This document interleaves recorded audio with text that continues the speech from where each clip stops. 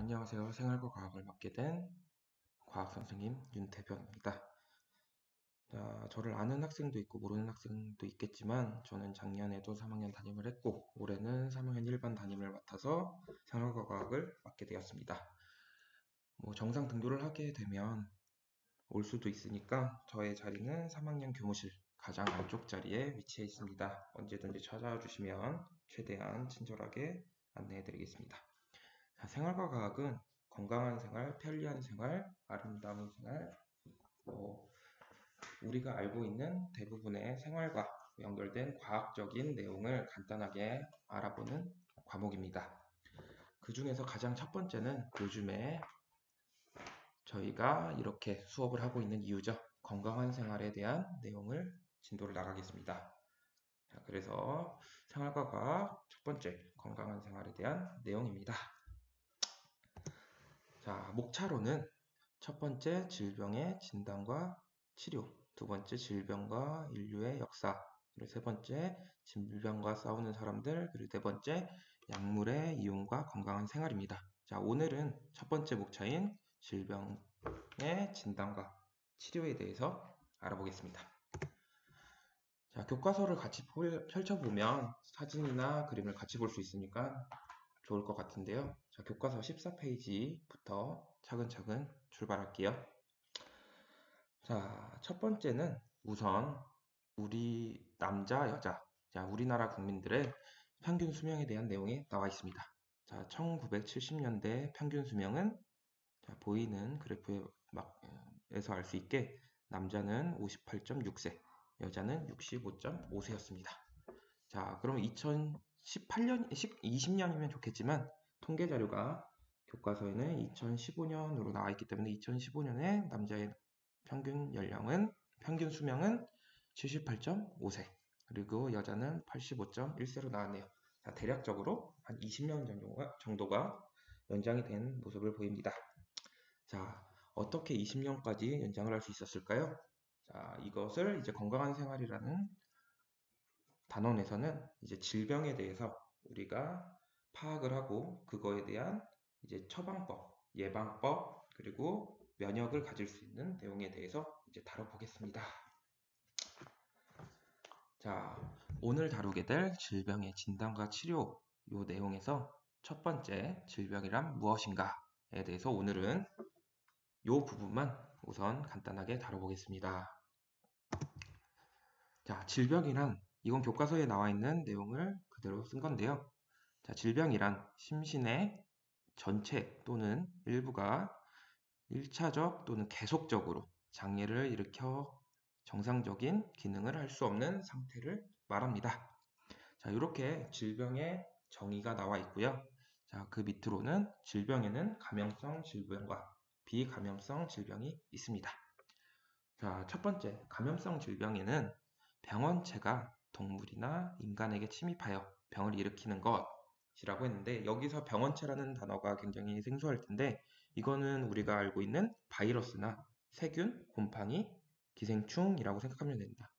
보통 우리 감염성 질병은 몸 안에 있었던 것에 의해서 병이 나는 것이 아니라 외부에서 들어오는 병균에 의해서 생긴다고 생각하시면 조금 편할 것 같아요. 그리고 약한 인간이 있고 강한 인간이 있듯이 병원체가 모두 전파된다고 해서 모두 질병에 걸리는 것은 아닙니다. 저항력에 따라서도 이제 발현이 되기도 하고 여기서 발현은 질병 증상이 나타나기도 하고 나타나지 않기도 하고 이렇다는 얘기거든요. 그래서 저항력을 기르는 생활 습관을 가지는 것도 굉장히 좋을 것 같아요. 그리고 질병의 원인인 세균 발견과 항생제, 치료제죠. 다시 얘기하면 항생제의 개발을 지속적으로 노력을 하고 있다고 합니다. 다음으로 비감염성 질병은 고혈압 많이 들어봤죠? 그리고 당뇨, 유전병 등 병원체와는 크게 상관이 없이 몸에서 이제 발생할 수 있는 경우입니다. 요거는 발현 기간이 길어서 보통 이제 어르신들이 많이 가지고 있는 경우가 많은데요. 만성 질병인 경우가 많다고 합니다. 물론 아닌 경우도 있으니까 생각해 보시면 좋을 것 같고요. 자, 그래서 고혈압과 당뇨병의 진단 기준은 선생님이 이렇게 표로 제시를 해주면 좋지만 교과서 15페이지를 보면 교과서 15페이지에 표 1-1 그리고 표 1-2에 기준이 잘 나와 있으니까 한 번씩 읽어보시면 좋을 것 같아요. 자, 그리고 마지막으로 혈당이 조절되는 원리입니다. 자, 혈당이 조절되는 원리가 왜 갑자기 나오냐면 좀 전에 우리가 당뇨병은 비감염성 질병이라고 나와 있죠. 자, 당뇨병은 어떤 질병을 얘기하는지 혹시 알고 있나요?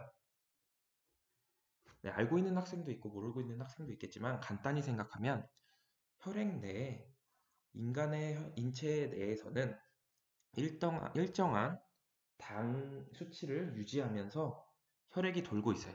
근데 당 수치를 조절을 스스로 못하고 당이 많아지거나 당이 적어지거나 혈액 속에 그렇게 되면 우리가 이제 여러 가지 문제가 이제 나타나게 되는 것이 이제 당뇨병인데요. 자, 일단은 당뇨병에 대해서 알아봤으니 이제 혈당이 조절되는 원리에 대해서 차근차근 설명을 해볼게요. 자, 요거 그림은 교과서와는 약간 다른데 자, 가운데 있는 부분은 이자에서 혈당을 조절하는 역할을 합니다. 자, 이자에서 먼저 혈당이 뭐 음식물을 먹거나 아니면 뭐 포도당 주사를 맞거나 해서 인위적으로 어떤 혈당이 높아진 경우에는 어떤 일이 일어나냐 처음에 보면 자, 이자에서 먼저 반응을 합니다. 자, 이자에서 부교감 신경을 통해서 혈당을 낮춰주는 인슐린이라는 호르몬을 분비를 하게 신호를 줘요. 그러면 인슐린이 분비가 되면 세포들은 교감신경을 통해서 어떤 행동을 하느냐? 포도당 소비를 촉진하게 돼요. 자, 그러면 혈중에 있는 포도당의 소비가 많이 되면 혈액 속에 혈당 수치는 낮아지겠죠. 그리고 또 인슐린 분비에 의해서 이제 간에서는 포도당 덩어리라고 생각할 수 있는 글리코겐으로 합성을 합니다. 그러면 포도당이 혈중에서 사라지게 되겠죠. 자, 이런 두 가지 경우에 따라서 이제 혈당량이 감소가 되면서 높아졌던 혈당량은 정상치로 돌아오게 됩니다. 자, 그러면 혈당이 높을 때도 있지만 낮을 때도 있겠죠. 자, 낮을 때는 어떻게 작용을 하냐? 역시나 이자에서 먼저 시작을 하는데 이자에서 혈당이 낮다는 신호를 받으면 이자에서 이제 글루카곤이라는 호르몬을 혈당 조절 호르몬을 분비하게 됩니다. 그러면 간에서는 역시 아까와는 반대로 글리코겐을 포도당으로 전환을 하게 되겠죠. 그러면 혈중에는 포도당의 수치가 높아지면서 혈당량은 증가를 하게 되겠죠. 그리고 글리코겐만이 아니라 우리가 먹는 음식물을 섭취를 하게 되면 당연히 혈당량은 증가를 하게 됩니다. 자, 오늘은 첫 시간이기 때문에 동영상 강의는 이렇게 짧게만 실시를 할게요. 자, 그리고 공지사항에 뭐 진도나 뭐 시험 범위 그리고 과제 이런 거는 한 번씩 선생님이 지속적으로 탑재를 할 테니 계속 확인을 해서 출석에 영향을 주지 않도록 같이 확인해 주세요. 그럼 오늘은 여기까지 하겠습니다. 수고하셨습니다.